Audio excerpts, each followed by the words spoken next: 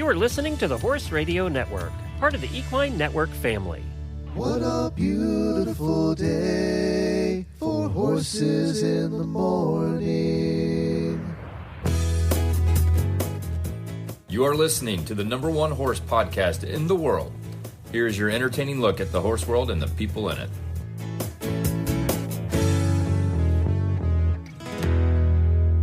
Well, good morning, everybody. I am Glenn the Geek in Ocala, Florida. And I'm Karen Chaton from Gardnerville, Nevada, and you are listening to Horses in the Morning on the Horse Radio for November 11th, episode 3816. Good morning, Horse World.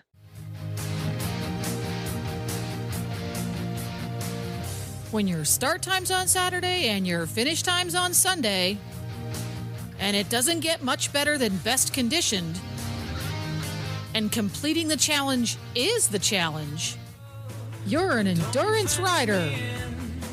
That's right. It is Endurance Day here on Horses in the Morning. And Karen, I have to congratulate you too, because since we talked to you, Horses in the Morning's had its 15th anniversary. And I think you're probably on 13. I think so. Yeah.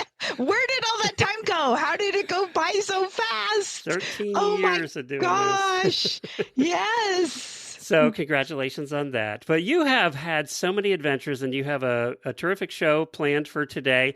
So Karen's going to catch us up on her latest adventures, including her completion of 2 back-to-back 50-mile rides. And also, we're going to get a tip from you. Actually, it's more of a review. It's your review of your new Garmin Venu, so which I can't wait to hear about because you got to use it in real life. And you also have the AERC, the American Endurance Ride Conference Director, Connie Caudill. Is it Caudill? Caudill, yes. Yep. She's going to share her updates on the AERC National Convention and the 2026 National Championship at Old Dominion. Plus, Kayti Curtis is going to join us, and she's the current leading AERC National Best Condition. She's the leader for that, for the championship for 2025, and her horse, Casper the Ghostly Horse. I like that. She's going to discuss her successful season and her relationship with Casper. But first, you've been out riding. I've been seeing all these pictures you've been posting. I have been out riding since last month's show. I have done 350s and a parade. So Jovi's been busy. We did the Red Rock Rumble 50. And then the next weekend, because he did really well, he recovered, he looked great, we went down to the Pacific South region in California and did 250s back to back. So he did 100 miles in a weekend. And to make things really kind of cool, Jovi reached his first 1,000 AERC miles of doing 50s. Wow, yeah, congratulations. And thank you. And on the second day, he also got his first place. Wow, yay. That's terrific. I know. No, we don't need to really mention, do we, that there were only 6 riders? No, we never mention that. That's a rule on the show. We never mention if there's one rider and you win. We don't mention it. It's a rule. That's it. I know. So, but, even on the first day when there were more riders, because it was an AHA ride, we did still finish in 6th place. So, wow, that's true. This is a horse that you've had a very mixed relationship with. It's like you can say that. Yeah, yes, I was trying to be polite. I kind of posted something saying he has broken my heart and he has healed my heart. We've got a solid respect for each other now. We've come a long way together, and it means just a lot. This is his third. 2025 was his 3rd ride season, and I've been riding him, a little longer than that, and I'm starting to let him move out a little bit, and he has realized what he was meant to do in life. He literally was bred to be an endurance horse, and he is now stepping up, and we're getting there. We're still not, he still has his days where he just doesn't see the point in trotting out for the vet. It's like, Like, I just came in for a break. Why am I trotting? exactly. Or even the day before the ride, he's like, oh, what's the point? I could be back at the trailer eating. Yeah. I don't get this. So we're still kind of working on that, but he has come a really long way, and the vets that see him regularly know that and understand that. And I tell him that he thinks he's an airplane. He needs a runway and he needs a good amount of space before he takes off. And he needs to go faster than I can run.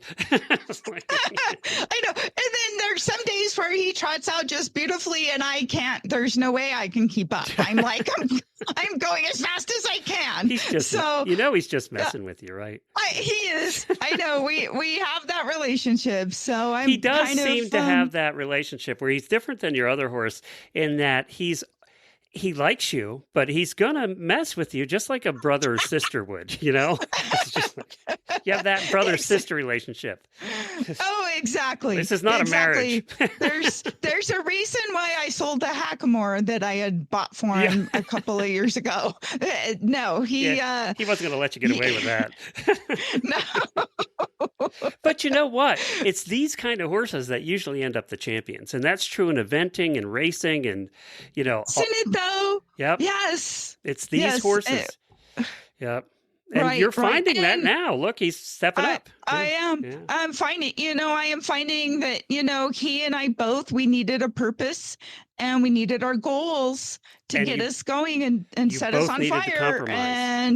And oh, yes. Not just him. You needed to compromise too. Exactly. It's funny how different horses challenge us in different ways, isn't it? Isn't it though? Because you don't always remember how much work it took on the previous horses. Because that was 25 years ago that you started them. You get the one horse like you had. You get the one horse that it's just kind of a dreamboat the whole way through, right? They're the exception to the rule, and you have one in your lifetime that's the dreamboat the whole way through. And I had one driving horse like that too, and so that everything else just looks more challenging. It's just. But we can be grateful we had the one. So. That's true. Yeah, but it's this kind of horse, though. Seriously, that will take you places. Right. And you learn, you think, oh, I've been around horses for half a century or whatever it is. And we don't need to admit the actual it's close. number of decades. But yes. So, and then, I have learned I really appreciate this horse for everything he has brought into my life because we have a great relationship. But it wasn't. But it's different. Handed to me. Right. We had to earn it. Relationship than the last one. It completely. Yeah. Yes. And he'll probably never be at the. You'll never have that relationship that you had with the last one. This was just going to be a different kind of relationship. Doesn't mean you won't go great places, but you're going to do it in a different way. Hopefully on the trail and not off the cliff. That's all I'm hoping, Karen. He seems to be exactly. He seems to be. He does have that self-preservation urge. So yes. So that's good. Good. He's a horse that if I was younger and wanted to do Tevis again and again and again, which sometimes it's because I live so close to that ride. Mm-hmm. I'm 60 miles from the start, so that's why I just kept going and doing it on Bogue. He did it 6 times, but I think this horse could flawlessly carry me through that ride. We're gonna he would find be out. Awesome. No. In the future, Trust we're me. going to find out. In the future. I didn't say next year. I just said. I know. And what's really funny is if you go back a couple years, I thought this horse was just going to be too lazy. He just didn't have it in him. And then one day, all of a sudden, somebody flipped his switch on. Yeah, you thought it was going to be the other horse, actually, that stepped up. At that time. Yeah, one of my other ones, like Cowboy or Saint Croix. So, it's been a journey. Well, how do you do in the parade? That's fun. A whole different ballgame. The funny part is put Jovi in the front because he's confident and bold. When he gets in a parade, he's not afraid of anything. He wants to be in the front. If he had his way, he would pass up every entry and finish first. So blow by those bands and the floats and the I know. And then so again we got put the float in front of us. The entry was pickup, and the kid in the back, he had 2 bubble making machines. Why did they do that that? make Put the horses bubbles behind the stupidest things. I know. And so all the other horses, they drop back behind Jovi. So I don't have anybody next to me. You get attacked first. I'm by myself in the front. And Jovi, of course, he thinks it's fun. Let's pop the bubbles. So we're going down the parade route, and his head and his lips are going and trying to pop all the bubbles. Oh, that must have been hilarious. I mean, I had a great time. Everybody else was behind me. It was like I was doing the parade by myself because I never saw another horse. You know how they have motorcycle cops that lead the parade to get it started? They need Jovi to lead the parade to get it started. He'd be in heaven then. It would be. Yeah. I know. And it was a record turnout. They said between maybe 30 and 50,000 people were there.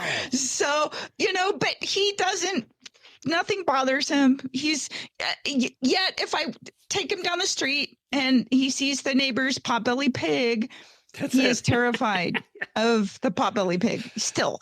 I mean, he now goes by it. It's okay. He'll go by it, but he gives it a wide berth because he smells it. He doesn't even need to see it. He smells it. And so, but it's really funny because it's like he can go in the parade. He can see 1,000,001 different things. Said none of that bothers him. He can go do endurance rides where we are riding literally parallel to Highway 395, where traffic and semi trucks and RVs are going by at 70 miles an hour, whistling along and making all sorts of sounds. And there's trash and garbage and everything. Not a problem. But one little potbelly pig, well, it's 300 pounds probably, just lying there, not moving. And it's the demon devil scariest thing in the world. So Jennifer's horse, gaited horse James, her new one, who's only 4, but we have a farm 2 farms down, and it's at the end, so you go by there to go around the block, right? And she gets there, and it's green acres. They have pigs, they have birds, they have cows, they have horses, they have donkeys, they have everything. And he just thinks that's the most terrifying place in the world. Yes, I've got 4 llamas for neighbors, and we've got ostriches, and I mean, there's, like we talked before, there's a hyena that somebody has in the neighborhood. Nevada's one of the few states that allows that. We've got, of course, that's the cattle. Everybody's dream pet, a hyena. Oh, no. All right, we're going to get to your review. I want to hear your Garmin review, but first I have to talk to you about Chewy. Heavy new blankets, bulky coolers, tubs of supplements, even prescription items are no problem at Chewy. Every order over $49 ships free. So you can stock up on everything your horse needs for fall without the heavy lifting. We have even ordered hay from Chewy. Order online or in the app and let Chewy deliver right to your barn. Fast, free, and hassle-free so you can spend more time enjoying autumn rides with your horse.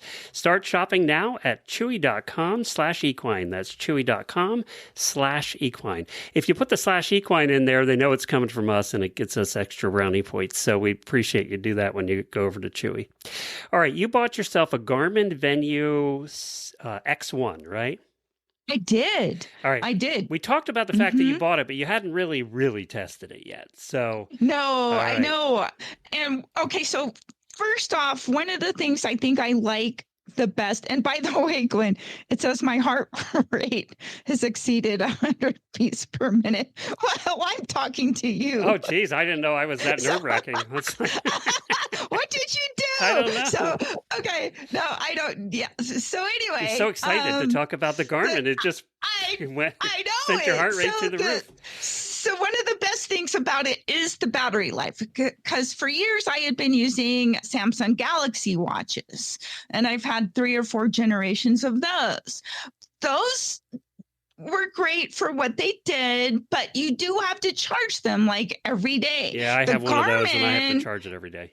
Yep. Yes, you do. Otherwise, it's not going to really, because the whole point of having a health monitor for me is that it monitors your health. And so in order to do that, it needs to be turned on and charged. So you've got to charge it every day. I've never been able to use the nighttime thing because I always charge my watch at night and you can't wear it and charge at the same time. So I never get the nighttime stuff. Exactly. Yeah. So that was the big drawback of some of those other smartwatches.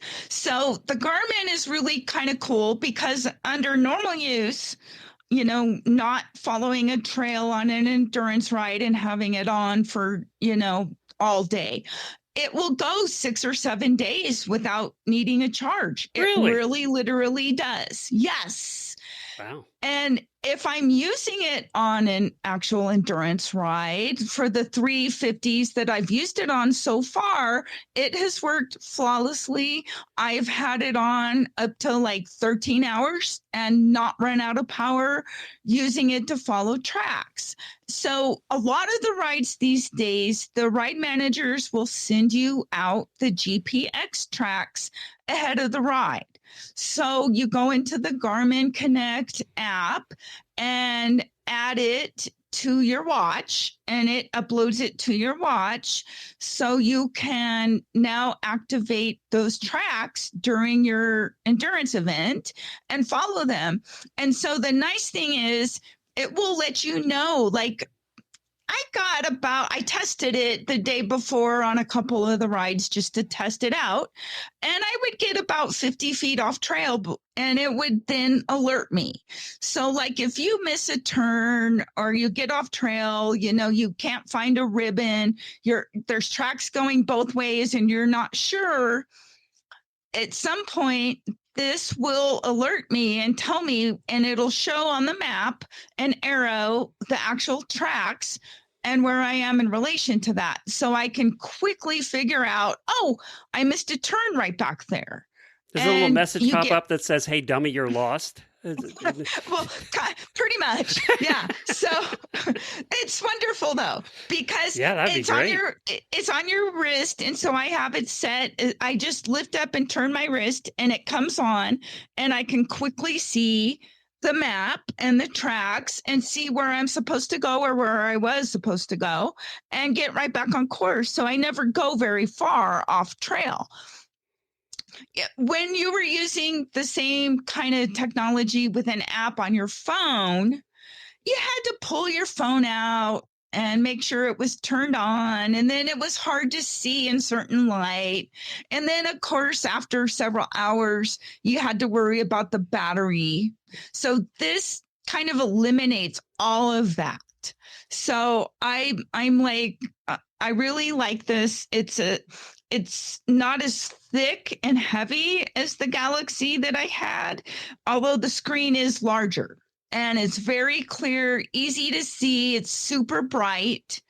It also does all of the health stuff. Like now I've had it for several weeks. It tells me my average resting pulse is at 58, which I guess is really good for a senior person my age. That's terrific. I know just not good. That's great.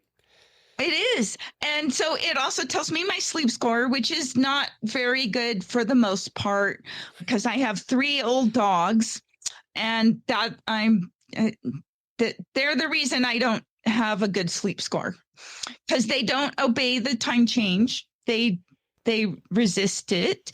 And so before, when they thought they needed to be fed at 5 or 6, now it's 4. So my sleep score isn't good. It also tells me like I have a body battery score, a stress level, my heart rate variability, all sorts of stuff that's really good. Tells me about my recovery, especially, after an endurance ride. The best sleep score I've had was the night after I did the parade. So doing a 50-mile endurance ride or 2 50-mile endurance rides in a weekend did not earn me the best sleep over doing a parade. So, okay. And then the other thing that I want to mention about this Garmin Venu is that it has a built-in white and red flashlight, which is incredibly useful. I had no idea how useful. It's bright enough. I can if my horses are standing out in the dark, I can turn it on and it lights them both up. Wow. For your Very watch. clear. Yeah, from my watch. And then, so if I'm going out, because now it's dark at 5 o'clock.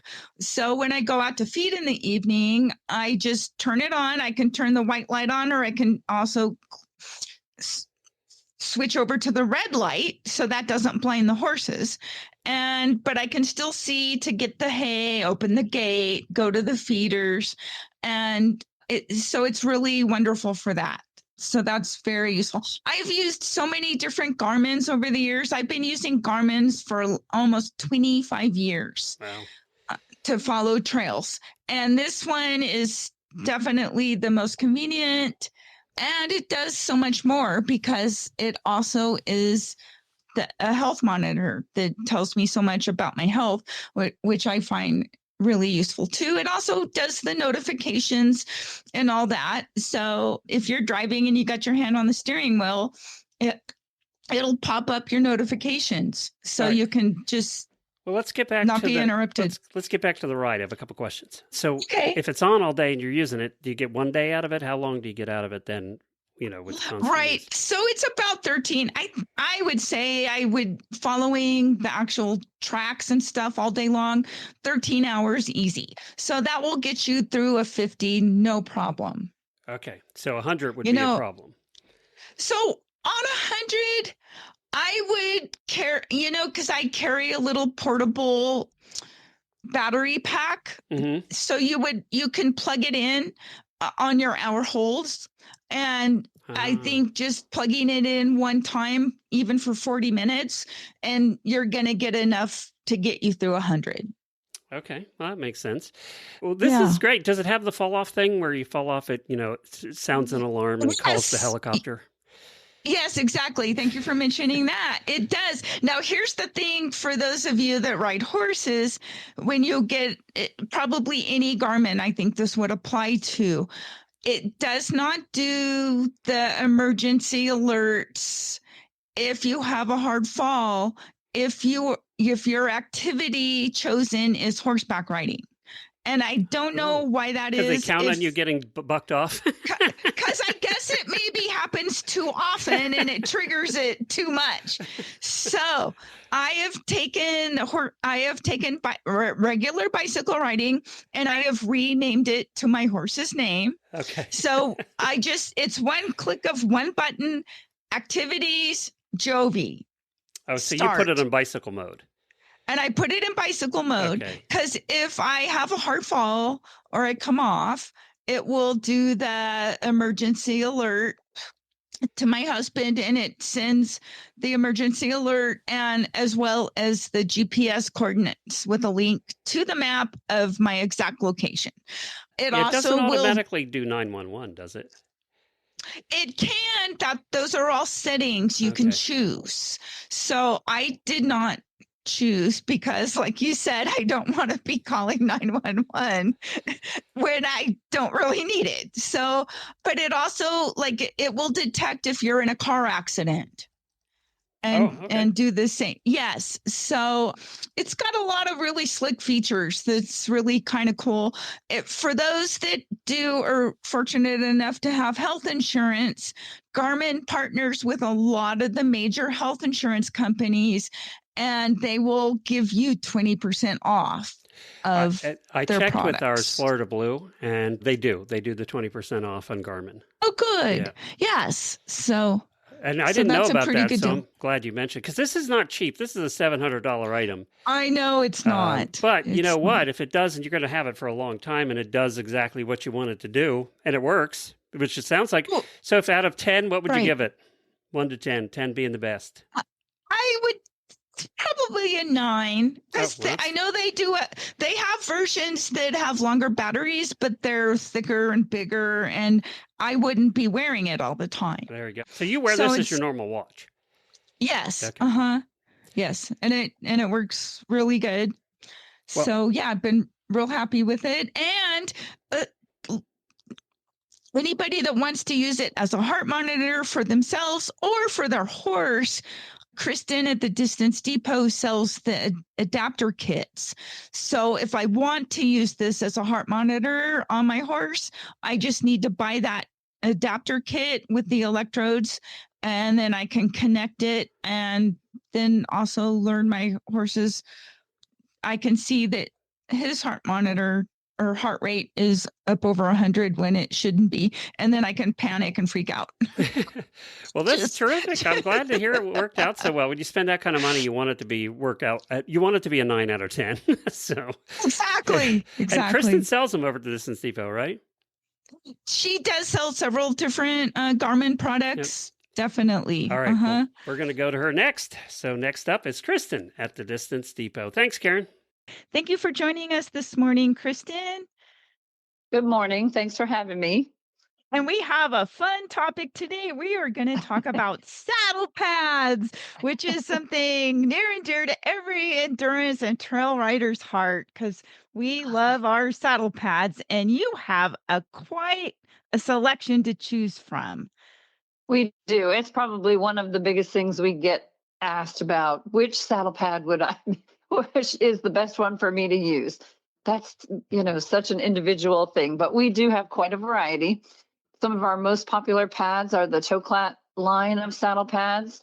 We have the Matrix T3 line, which is probably their newest line of woolback and coolback saddle pads.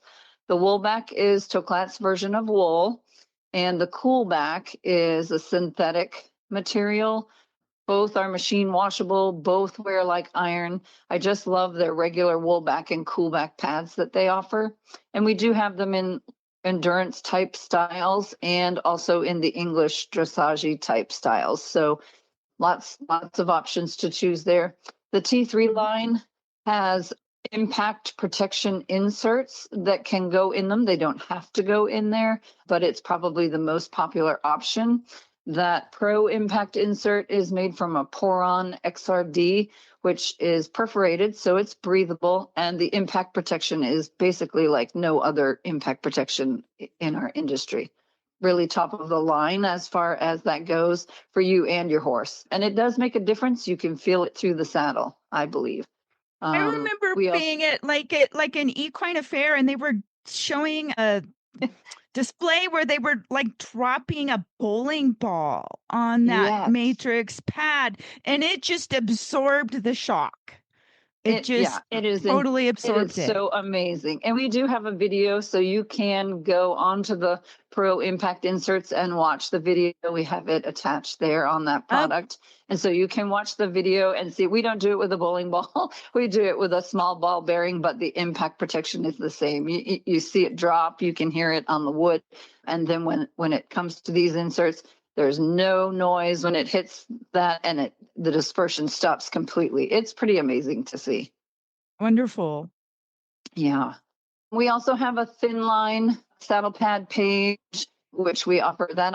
They also have the impact protection, different type of foam, but still offering some protection there. And the Skeeto saddle pads are quite popular too, and they have an open cell foam insert inside of each one of those pads. So that's not an option. They just come with those options, with that impact protection pad inside of it. Most of our pads also open down the front of the saddle pad. This Matrix line does open down the spine, but it leaves an opening channel for between those inserts for that heat to escape.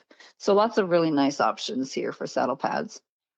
And what about the colors? If somebody were to want to have a color to match their lovely Biothane Distance Depot tag. Yes, of course. Yeah, the coolback material. So the woolback is just a creamy beige color. And I know some people are really kind of freaked out about how dirty that's going to get, but they really do stay pretty clean. You can hose them off in between and or throw them in the wash, and they just pop out in that creamy color for years and years. But the coolback is the one that's available in all the colors. And I think we have over half a dozen colors: black, royal, red, purple, forest green. We do have a beige and a white. What am I forgetting? Brown, navy blue, lots of colors. And mosquito pads come in colors too. The mosquito pads, yes, I stock them in black and royal blue. Those are the most popular, but we do have a special order item for each pad. You can do a special order. They typically take about 2 to 3 weeks for mosquito to make those. So do expect a little bit of a wait on those special order colors. Otherwise, we do stock the black and the royal blue in mosquito pads. Okay, and I see you've got Super Core. We do as have well. Super Core. Yeah, and that's a pretty interesting pad. They're fairly popular. That Super Core material is a kind of a waffle, plasticky feeling. It's not a fleecy pad, but it goes directly on your horse's back. It actually was developed, if I'm not mistaken, for like wheelchair-bound patients and bedridden patients, that material. So it's quite good for impact protection too, and easy hose them off, and they're, good to go. So yeah, they're super nice pads too. Okay, and how would somebody get in touch with you? Well, if they have any questions, they can certainly call and we can walk them through all of the many options and choices. And or they can visit us at www.thedistancedepot.com. Okay, and what was your phone number again? Oh, sorry. It's 866-863-2349, and it is on the website. You can find it there. Okay, thank you so much, Kristen. Want to reach a passionate, engaged audience of horse lovers? The Horse Radio Network, with thousands of listeners worldwide, offers unique sponsorship opportunities to connect your brand with horse owners, riders, and enthusiasts. Over 90% of our listeners have bought a product from a HRN ad in the past year. Partner with HRN and take your brand to the next level. Visit www.horseradionetwork.com/advertise today. Next guest up is Connie Caudill, who is an AERC director and an endurance rider. And she's joining us this morning to talk about the upcoming 2026 AERC National Convention and the National Championship ride for next year. Our new ride season starts December 1st, so this is great timing. Thank you, Connie, for joining us. Hi, Karen. Thank you for having me.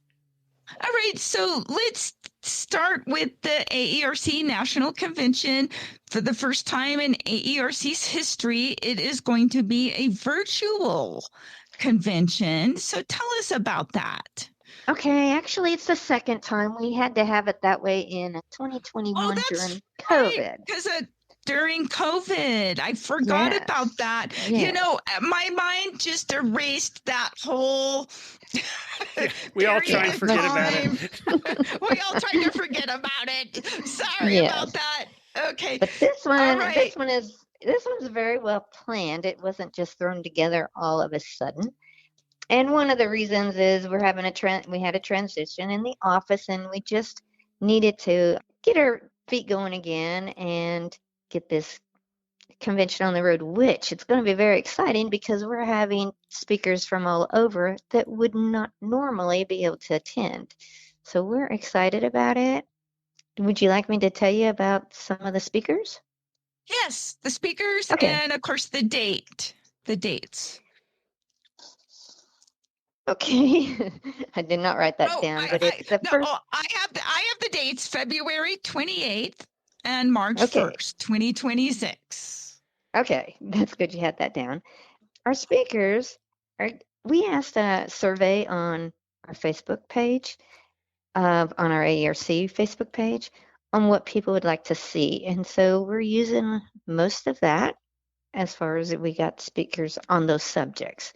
And the first one that we had was Jane Manfredi.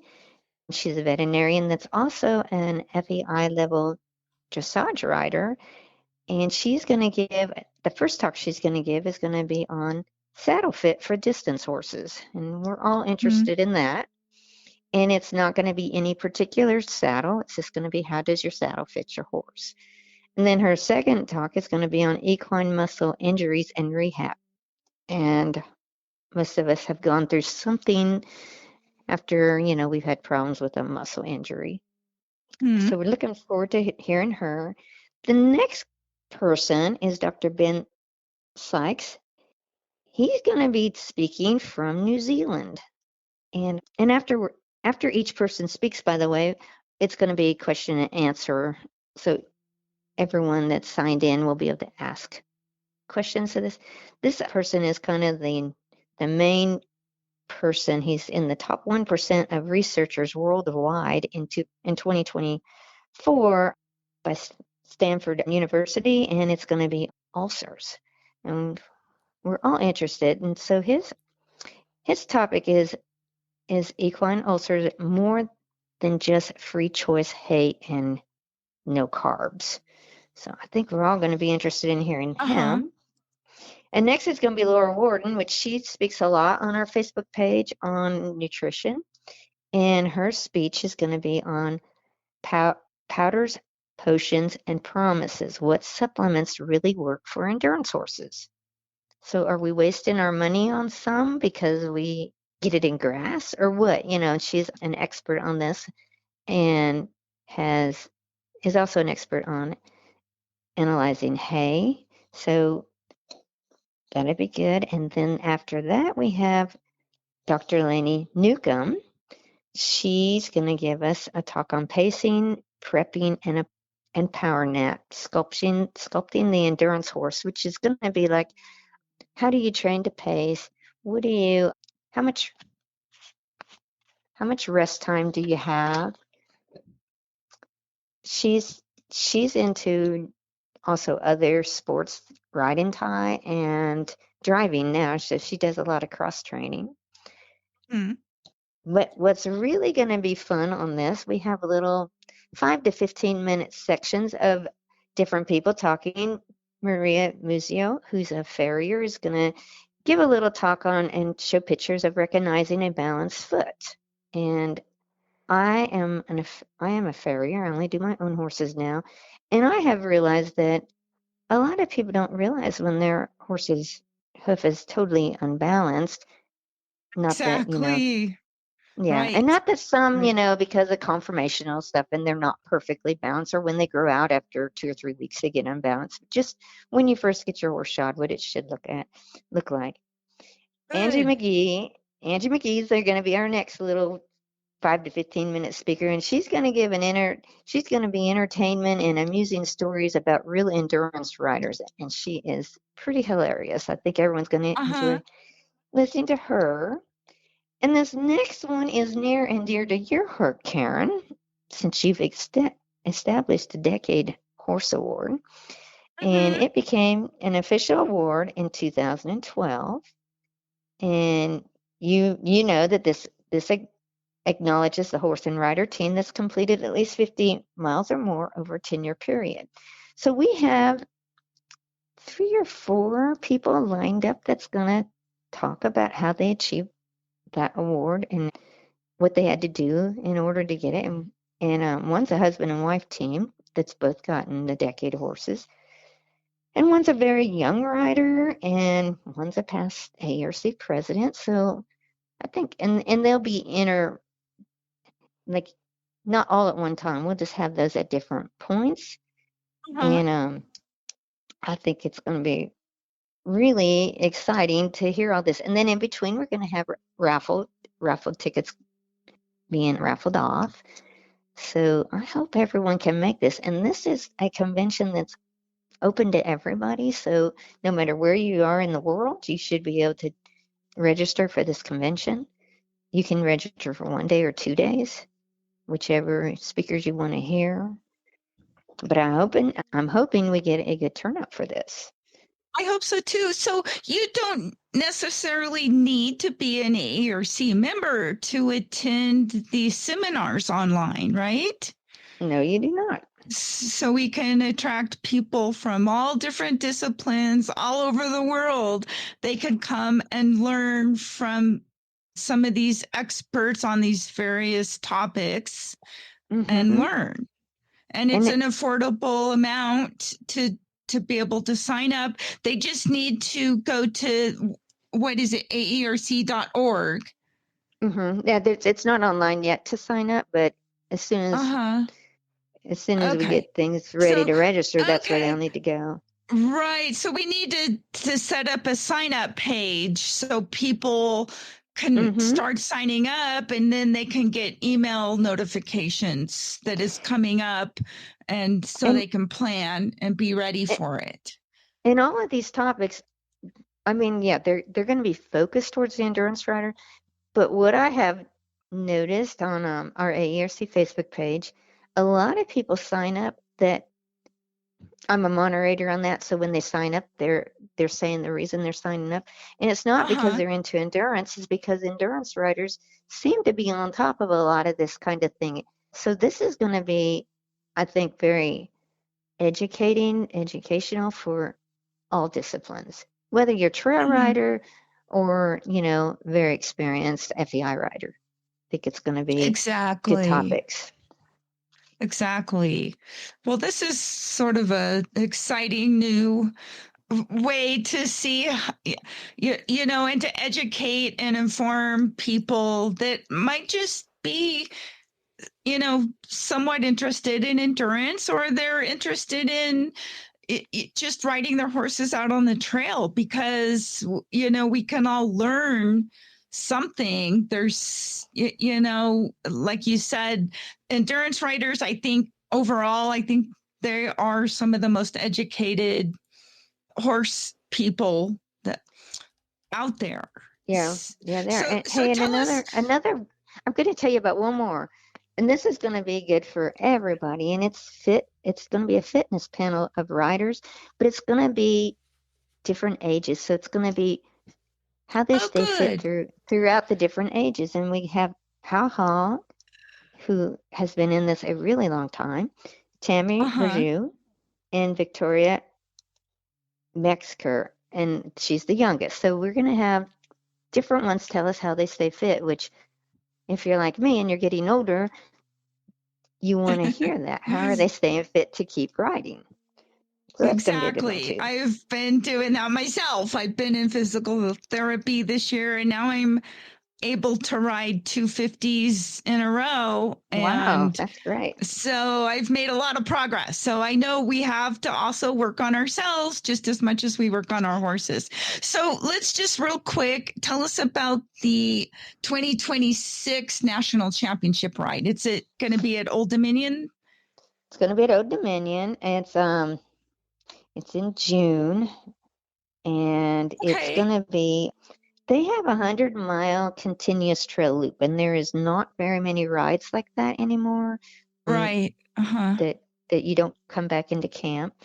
And they have 50-mile loop also. So they'll have both the championship rides going, and then they'll have open rides also. So you can go and ride the open 100, or you can go and ride and you don't necessarily have to be an AERC member to ride those. You have to qualify for the championship rides. And then it's going to be, they've held it before, and they have a pretty good completion rate. It's a really tough trail, but they have a good completion rate. They have excellent vets for it. We are doing something new that the board voted on, the AERC board voted on this year. And for the championship ride, every rider that completes the 100 in the championship ride will receive 100 bonus points in their regional awards, and in the regional points and their overall points. And then the 50-milers will receive 50 points of bonus points. And that will be in overall and regionally. So I think that's going to help them want to complete, not just to go out there and try to, win, because you're going to get a lot more awarded to you to complete. Okay. And I think that's a great idea. I mean, a championship should have a bonus to it, right? If you're going to the championship, there should be an incentive other than just the person who comes in first, second, or third. Yeah, I think so. I think it's definitely something to reward you, with. And we have really nice for the 100-miler, we have really nice belt buckles from Montana Silversmith, and then we have really nice belt buckles for the 50-miler also. Oh, good. And AERC helps support that ride. The ride manager has put this ride on for several years.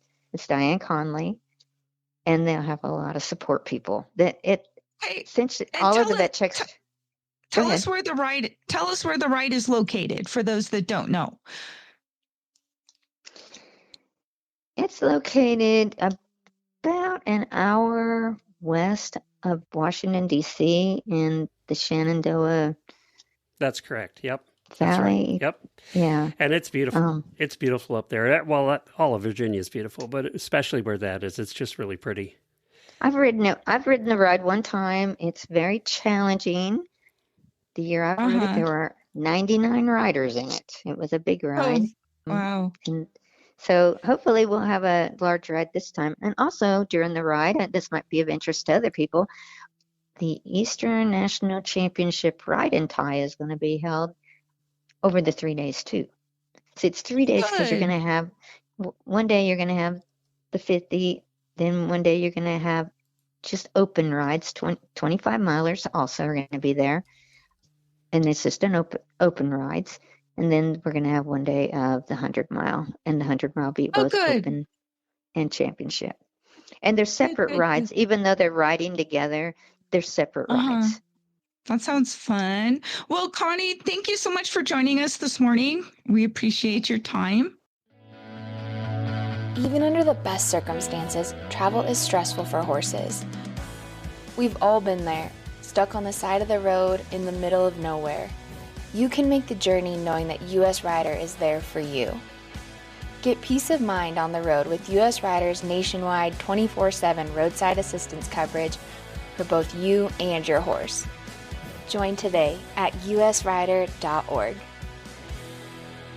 All right, up next is Kayti Curtis, who is currently leading in the AERC National Best Condition Championship for 2025 with 10 best conditions on her horse, Casper the Ghostly Horse. I love that name. You win an extra award just for the name, I think. Okay, welcome, Kayti. So tell us, what first got you hooked on endurance riding, and how did you end up with Casper the Ghostly Horse? Yes, so I got Casper. Actually, he came out of a kill pen in Texas. So he was bought sight unseen for $800 and delivered to me in North Carolina, and the rest is a little bit of history. But okay, Kate, hold on a second. You got your horse out of a kill pen, which usually they're in great shape when they come out of a kill pen. And then you went on with this horse to win 10 Best Condition Awards. I got to tell you, that says a lot about you. It really does. I think it says a lot about him most of the time, but I'll take that too. But yeah, so we first got started in endurance. I was actually living on the East Coast, but prior to getting into endurance, I, like a lot of people, had kind of the backstory of doing a lot of different disciplines throughout my younger years, and went from the standard lessons to eventing. I played a little bit of polo in college, but through all of that, I was always very well known for what was called a Katy ride, which was our classic conditioning rides for the eventers and the polo horses, which we'd just go and trot, 10 miles through the woods. And one day someone told me, this is actually a discipline that you should try. And so when I finally did get a horse a few years later, which was Casper, we went ahead and tried it, and it kind of stuck. So here we are. So what in this horse, Casper, tuned you into the fact that you thought, oh, he is meant to be an endurance horse? So what did he do, or what traits did he possess that told you that we need to be doing endurance and going down the trail for long distances? Yeah, absolutely. Well, I took him on a lot of the famous Katy rides when I got him. He was about 5 or 6, so just really kind of wanted to develop him well off on trail, and he loves it. Anyone that's ridden with him knows he is very forward and has a fair number of opinions about which direction he would like to go, especially at the start of a ride. And really just, one of those, he really likes to be out and about. It's actually where he's probably most relaxed. So we just kind of kept doing it. And I'm fortunate to live here off of some BLM land just down the street. So we've got plenty of opportunities to get out and about. And it's where I like being too. So it's our happy place. Okay, so how many seasons does he have now? I would have to check, but I think we are actually at about 6 now. Okay. All right. Yeah. So kind of walk us through your career. Like, how did you get him started? And then when was the turning point when you realized he was fit and strong enough to start running up in the front so that you could top 10 and show for your best conditions? Yeah, absolutely. So, again, anyone that's ridden with him knows this horse and I have had some struggles over the years. He is a big personality for sure. And just came, to me with a lot of anxiety and just some issues to work through. So we've spent a lot of time, with him just working on keeping his head together and kind of that mental toughness that we talk a lot about in the sport, and really just focusing on building that and making sure that he's, physically fit to get where he needs to be. But, when we first started, I think I spent, most of my time just kind of gallivanting around. I was living in North Carolina on the coast at the time. So we got to do a lot of really cool stuff, on the beach and going through a lot of sand. We don't really have a lot of hills out there. So I think having a lot of the sand when he was in his early training years definitely helped a lot. He learned how to use himself and get through that. And then those East Coast rides with the humidity, one of his classic moves, he'll dunk his face in a water trough, basically up to his eyes, so that he's not spitting water out of his mouth through his bits. So that one's always a popular one. But I think he really just making sure that he learned how to take care of himself over the first few years of rides. And it was definitely a journey for sure. He was very terrible at eating when we first started and very terrible at drinking when we first started. And I was just wanting to be in the mix and see what was going on. But he's definitely learned to take care of himself for sure over the last few years. And that's definitely, I think, where we've had the success we've had this year. But, this horse for sure has taught me a lot and made me kind of learn a lot. I spent a lot of time, in particular, he used to overreach really, really badly. And I struggled the first few years just keeping any kind of hoof protection on him, which set me off on the road of learning how to trim my own horses and shoe my own horses. So I do all 7 now. Oh, wow. You have 7. I do have 7. We've got all the way from our 2-year-old colt all the way up to my 34-year-old retired polo pony. So there's plenty of fun to be had around here. It's safe to say you're pretty much hooked on the sport now. I think so. Yeah. No, we've got, let's see. So yeah, the other 5, I've got 2 or 3 walkers that we ride as well with my husband Kevin, and we just kind of take the day that. What region are you in now? We are in Mountain, so we live in Utah, just outside Salt Lake. Okay, so you got access to quite a few rides in every direction. Oh yeah. Yeah. So what do you think have you learned about Casper that's helped you get the edge this year as far as getting 10 best conditions in a single year is phenomenal. So tell us what you've learned from him in order to be able to achieve that. Yeah, for sure. Yeah, that was definitely not the goal when we started out. I kind of wanted to have a 800 plus mile season, and we've definitely achieved that. But all the best conditions have definitely been a cherry on top, for sure. And with him, I think a lot of it was just dialing in and really learning him. I've had a couple of really good opportunities this year in PNER to, do the blood test on the electrolytes and just kind of reconfirm some things there. And that's always one that I think is really cool to take advantage of if you're ever in a ride in Pacific Northwest when they have those available. But really like dialing in on electrolytes and slowing down a little bit on trail, actually, which is always a funny one. I think people chuckle when I say that, but he used to have a lot of struggle, eating on trail, right? He was always very anxious to keep going forward, and it'd be really hard to get him to eat, even if you're running through this, pasture of really nice, lush green grass. He just wants to go. So, through all our training, we really worked on that, on eating on trail, and I think that's helped a ton. Just getting him to a point where he can relax enough to keep his belly full and really keep him going throughout the rest of the ride. And then, for me too, just learning management for me, making sure I'm, balancing. I'm not a small rider. I'm at the top end of middleweight most of the time. And he is not the largest horse, although he always gets called the tall Arab with the crazy blue eye. So really just making sure, working on me as well, making sure I stay balanced because, you can almost always tell when I'm not. He'll definitely show it. So, I'd say that. And then really the feet, I think, has been the biggest thing too. I think he gets very happy feet. You can tell when he's got a new shoeing and when he's feeling good with his new shoes. So look at his happy feet and go gallivant around. But a lot of that, and then, we spend a lot of time on the road, so really just working on his trailering skills. And it was funny, I actually tell people this a lot. I finally got a camera in our trailer at the beginning of this season. My husband Kevin installed it for me, which was wonderful. And I always noticed he was never really eating well in the trailer before. His hay bags would always still be full when we got to camp, and it's been really fun to watch him in the trailer and figure out which way he likes to ride, so I can put the hay bags directly in front of his face, and that actually I think has helped a lot. Well, that's eating a lot better. Yeah, that's interesting.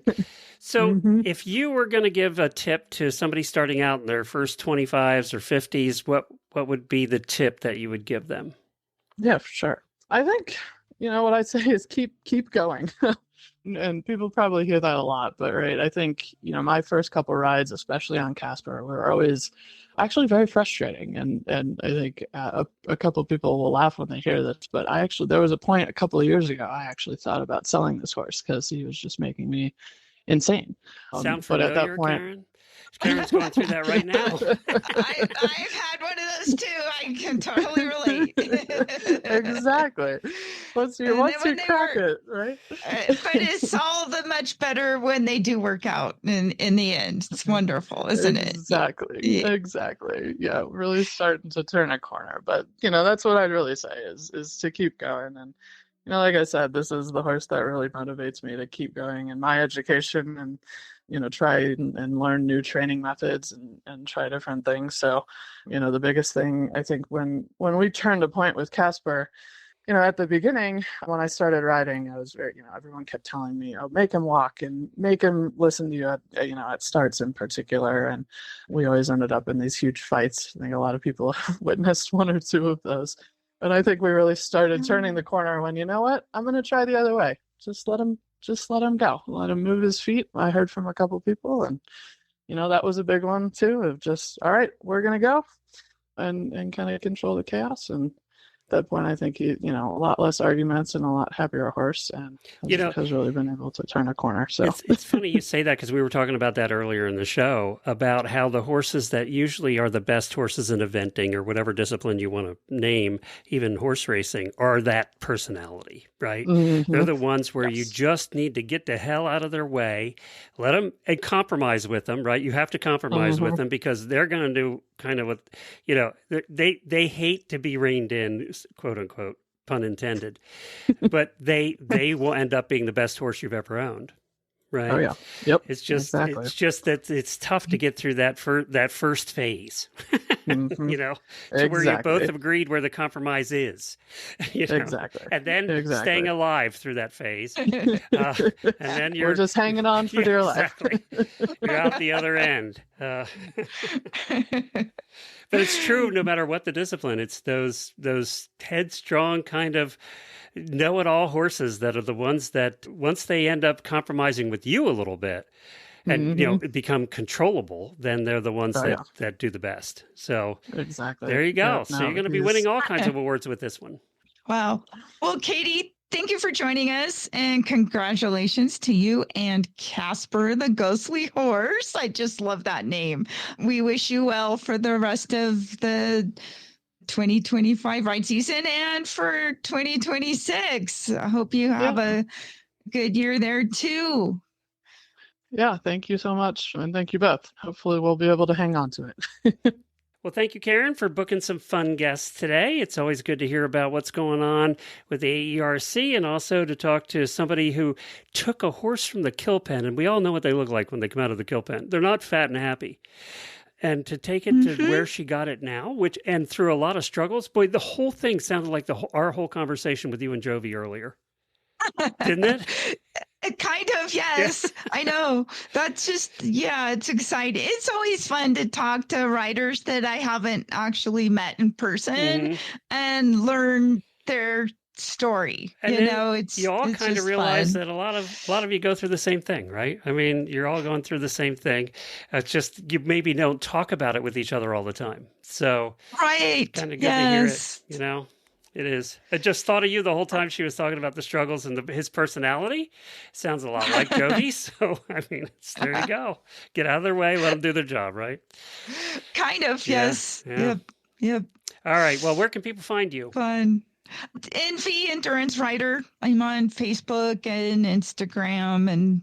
And then I do have a blog that I need to keep up with a little better, but there's some content on there at KarenChaton.com. All right, very good. You can find the links for today's guests and show notes. Horsesinthemorning.com are right there on your player. You can find that as well. And we did start a Horses in the Morning Amazon page for the non-horse items that we talk about, and people always are asking us, what did you talk about that day? So I put the Garmin in there too, so if you want to find a quick reference to that. But you can also follow Horses in the Morning on Facebook. Just search for Horses in the Morning. And Karen also has her own podcast feed. So if you just want to listen to the endurance episodes, you can just search for Endurance Rider on your podcast player right there and subscribe to Karen's Endurance Rider podcast feed. And then you won't get all the other Horses in the Morning ones. You'll just get the endurance episodes. And it's the easiest way to also go back and listen to all the past ones because they're all in there too. And there's a lot of them. So you can go back and listen to those as 13 years. That's right. 13 years. My most memorable interview still has to be, and I think that everybody will understand why that knows him, is Potato, when you had Potato on. I have to tell you, that's the interview I still remember the most. Was it one of the most edited? It was edited. Yeah, maybe that's why I remember, because I did the editing. It was edited. But it was also memorable. All right, we'll see everybody. By the way, we'll be back tomorrow. Jamie and I'll be back. And then we have the Reiners, the National Reining Horse Association, on Thursday. And Friday, Jamie and I'll be back with some really bad ads. So we look forward to seeing you the rest of the week.